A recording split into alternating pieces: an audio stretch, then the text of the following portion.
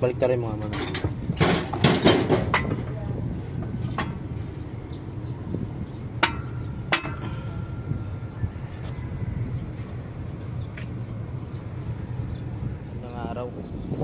Ginagawa kami mirage dito. Gawa ko ng video kasi para di tayo malito. Kasi meron po akong ginawang reels na ito. Marami nag-comment na mali daw yun.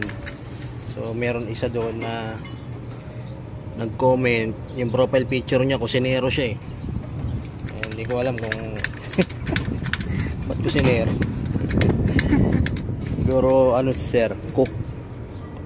Ayan, tanggalin lang natin muna. Kasi yung yung video ko na yun, nagbigay ko ng tip.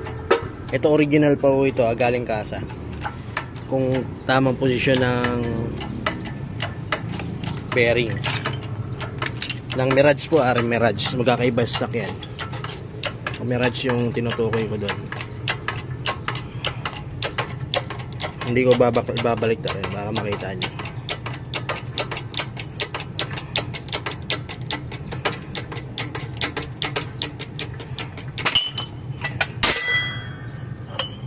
Ayan.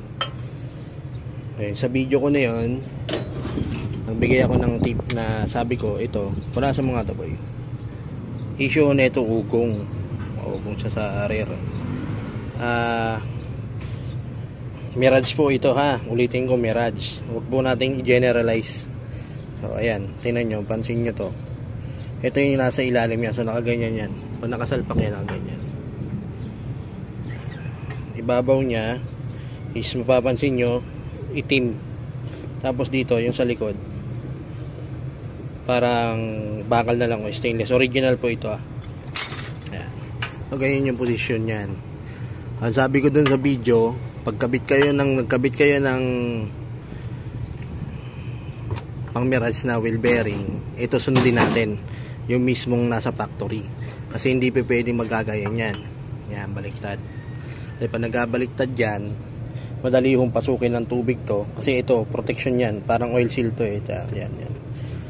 Protection niya yan laban sa tubig o baha. Ngayon dito naman madali naman tumapasok kaya nasa likod yan, nasa loob naman yan eh.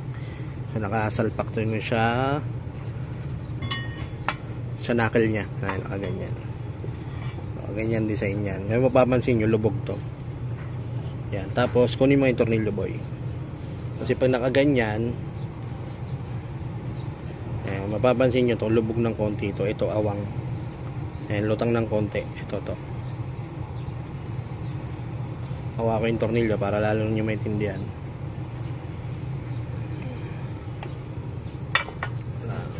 Hindi, yung center nut nya boy. Ito yan.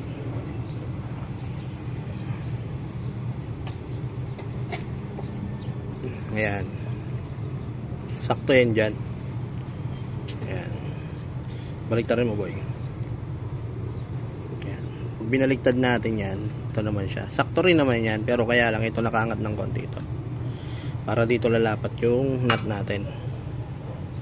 Ayan. Para pag naigpitan natin, swabe yung pasok niya. O yung lapat niya. Ngayon, pag nabaliktad natin yan, possible yan, masira agad.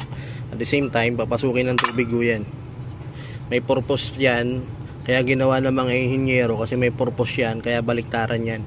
Yung iba kong mga bearing, lalo sa harap, minsan naman yung oil seal nila nandun naman sa loob. So para kaya pang Mirage lang talaga to. Yan. Madali yung masira yan, yung bearing natin pagka nagkabaliktad. So yun lang naman yung tip ko eh. Yan. So sundin natin yung nasa release ng mga inhinyero kasi mga inhinyero yung pinag-aralan na nila yan. Ito yung susundin natin. Huwag na natin baliktarin. Yan, huwag na tayo magmarunong pa. Yan. So ayan na, basta yung dito, tanggalin mo kami. Ayun yung isa niya no? Ayan no. Basta yung makintab dito sa banda sa may brake shoe. Yung itong may oil seal na to nasa labas. Pag bumili kayo ng bago, ganyan rin itsura niyan. Ganyan din. So, dapat masunod yung tamang posisyon niyan.